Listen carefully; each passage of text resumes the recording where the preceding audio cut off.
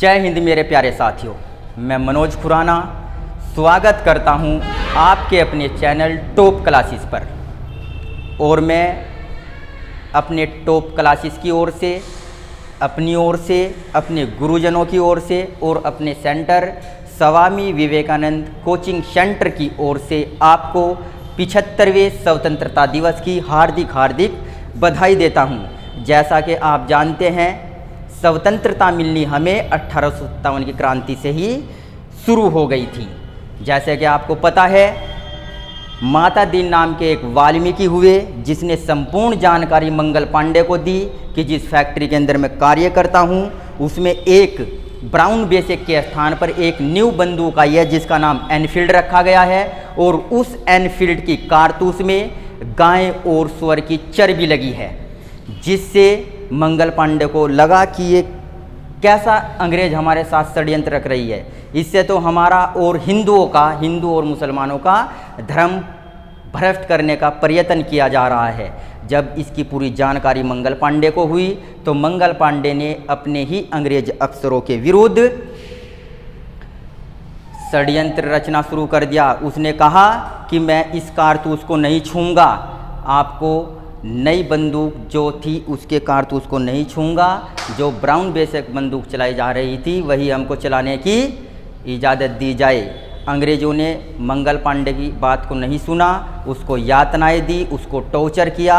तो मंगल पांडे ने अपने ही अंग्रेज अफसरों हयूसन और गफ की हत्या कर दी। और जैसे ही उनकी हत्या करी तो मंगल पांडे जो 34वीं रेजिमेंट का सिपाही था उसको अंग्रेज़ों के द्वारा 8 अप्रैल 1857 को खुलेआम बंगाल के अंदर एक बरगद के पेड़ पर फांसी दे दी गई। और मंगल पांडे ने फांसी चढ़ने से पहले कहा था, मेरी यह फांसी इस देश की आज़ादी का कारण बनेगी। ऐसे ही हमारे क्रांतिकारी नेता थे भगत सिंह, और नमन करता हूं उन क्रांतिकारी नेताओं को और नमन करता हूं उन माओं को जिनकी कोख से ऐसे क्रांतिकारी ने जन्म लिया। हमारे भगत सिंह, जब आपने एक किस्सा सुना होगा, साइमन कमीशन लंदन में जब 1927 में साइमन कमीशन की नियुक्ति की गई, और जब साइमन कमीशन भारत आया 1928 में, सबसे पहले वो मुंबई आया और मुंबई से लाहौर आया। तो लाहौर में हमारे क्रांतिकारी नेताओं ने साइमन कमीशन के जल्लूस को रोकने की कोशिश की।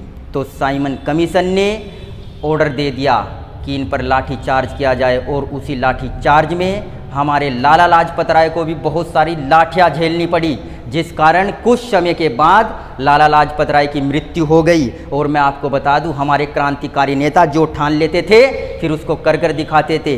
तो भगत सिंह ने ठान लिया था, सैंडर्स तू कहीं भी चला जाए, तेरी मौत मेरी ही गोली से होगी। तो भगत सिंह ने सैंडर्स की हत्या कर दी। और जैसे ही सैंडर्स की हत्या कर दी तो क्या हुआ, अंग्रेजी सेना कुत्ते की तरह हमारे क्रांतिकारी को ढूंढने लगी। हमारे जो सुखदेव भगत सिंह और आपके क्रांतिकारी नेता थे, ये कुछ समय के लिए अंडरग्राउंड हो गए थे। जब सैंडर्स की हत्या कर दी तो क्या किया गया, अंग्रेज़ों के द्वारा हमारे जो आम आदमी थे, जो किसान थे, उनको अंग्रेज टॉर्चर करने लगे, उनको यातनाएं देने लगे। तब जा कर के भगत सिंह को लगा कि यह यहाँ की पब्लिक को परेशान कर रही है अंग्रेज सेना, क्यों ना अब गिरफ्तारी दी जाए। तो कहा जाता है भगत सिंह ने सेंट्रल लेजिस्लेटिव की खाली बेंचों पर बम फेंका और वहाँ पर गिरफ्तारी देने का कार्य किया। हालांकि वहाँ पर किसी की मृत्यु नहीं की, वह गिरफ्तारी देने के लिए ही उन्होंने बम वहाँ पर फेंका था और कहा इंकलाब जिंदाबाद के वहाँ पर नारे लगाए गए। और जब भगत सिंह को जेल में डाल दिया गया तो कहा जाता है सेंट्रल असेंबली पर बम फेंकने की सजाए मौत नहीं थी। तो अंग्रेजी सेना ने षड्यंत्र रचकर इसको किस केस में फंसा लिया, आपके सैंडर्स हत्याकांड में। और क्या नाम आपको बता दूं, आपको पता नहीं होगा कि भगत सिंह, राजगुरु और सुखदेव को फांसी देने वाला एक हिंदू जज था जिसका नाम था दिनेश जौहरी। उस दिनेश जौहरी ने ही भगत सिंह, सुखदेव और आपके राजगुरु को फांसी दी थी। कहा जाता है 23 मार्च 1931 को इनको कहाँ पर, लाहौर में फांसी दे दी गई। लेकिन फांसी पर चढ़ने से पहले भगत सिंह ने कहा, हमारी यह फांसी व्यर्थ नहीं जाएगी, हमारी यही फांसी स्वतंत्रता का कारण बनेगी। और मैं आपको बता दूं, अगर स्वतंत्रता हमें मिली है तो इन्हीं महान क्रांतिकारियों की वजह से मिली है, जो आज हम अपना 75वां स्वतंत्र दिवस मना रहे हैं। और नमन करता हूं उस माँ को जिसने चंद्रशेखर को जन्म दिया। वो चंद्रशेखर जो इलाहाबाद के अल्फ्रेड पार्क में अंग्रेजी सेना के साथ लड़ते हुए जब उसके पास एक गोली रह जाएगी तो कहता है कि मैं अंग्रेजी सेना की गोली से नहीं मरूंगा। तो 27 फरवरी 1931 को इलाहाबाद के अल्फ्रेड पार्क में अपने को गोली मार देता है। तो नमन है उस क्रांतिकारी नेता को, और नमन है उस जतिन दास को जो सबसे युवा लड़का 63 दिन की भूख हड़ताल पर बैठ गया और कहने लगा कि जेल के अंदर जब तक सभी कैदियों को शुद्ध भोजन नहीं मिलेगा, शुद्ध पानी नहीं मिलेगा, तब तक भोजन का एक अंत तक नहीं करूँगा। अंग्रेज़ों के द्वारा उसको टॉर्चर किया गया, मारा गया, लेकिन हिम्मत नहीं कि उसको एक बियन पेट में पचा सके। तो कहा जाता है 63 दिन के बाद उस 25 वर्ष के जतिन दास ने दम तोड़ दिया। कहाँ पर?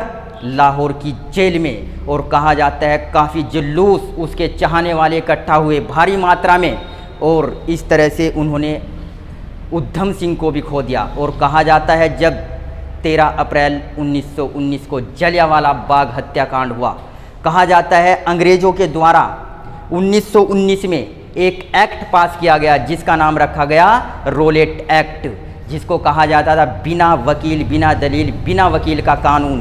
किसी भी व्यक्ति को इस एक्ट के द्वारा शक के आधार पर गिरफ्तार कर लिया जाता था। और उसी एक्ट के द्वारा पंजाब के 2 क्रांतिकारी नेता सतपाल और सैफुद्दीन किचलू को भी गिरफ्तार किया गया। और जब उनको गिरफ्तार किया गया तो उन्हीं के विरोध में जलियांवाला बाग में एक मीटिंग रखी गई रात को, और उन्हें कैसे छुड़ाया जाए, कैसे अपने क्रांतिकारी नेता को बचाया जाए, इसके उपलक्ष्य में एक मीटिंग रखी गई थी। तो हमारे इसमें से ही एक गद्दार निकला जिसका नाम था हंसराज। उस हंसराज ने चोरी छिपे से जाकर जनरल डायर को सारी बातें बता दी। और जब जनरल डायर को सारी बातें बताई तो उस बेरहम जनरल डायर ने जलियांवाला बाग को चारों तरफ से घेर लिया और निहत्थे लोगों पर गोलियां बरसानी शुरू कर दी। कहा जाता है वहाँ पर क्या नाम, छोटे बच्चे, बूढ़े, युवा, सभी पर गोलियां बरसाई गई, लेकिन जरा सा भी तरस नहीं खाया गया और गोलियां बरसाते रहे। कहा गया हजारों लोगों की मृत्यु हुई, लेकिन सरकारी रिपोर्ट में 300 कुछ ही लोगों को दिखाया गया। तो वहीं पर एक छोटा बच्चा जो पूरे दृश्य को देख रहा था, जिसका नाम था उधम सिंह। और नमन करता हूँ उस क्रांतिकारी नेता को, और नमन करता हूँ उस माँ को जिस माँ की कोख से उधम सिंह जैसे क्रांतिकारी नेता ने जन्म लिया। उस उधम सिंह ने निर्णय लिया, उसने वहीं पर क्या नाम निर्णय ले लिया था, उधम सिंह ने एक निर्णय लिया कि जनरल डायर, मेरे जीने का मकसद यह है तेरी मृत्यु, तू कहीं भी चला जा, तेरी मौत मेरी ही गोली से होगी। जैसा कि मैंने बताया, जो हमारे क्रांतिकारी नेता थे, जो एक फेरी बोल देते थे उसको फिर पूरा करते थे।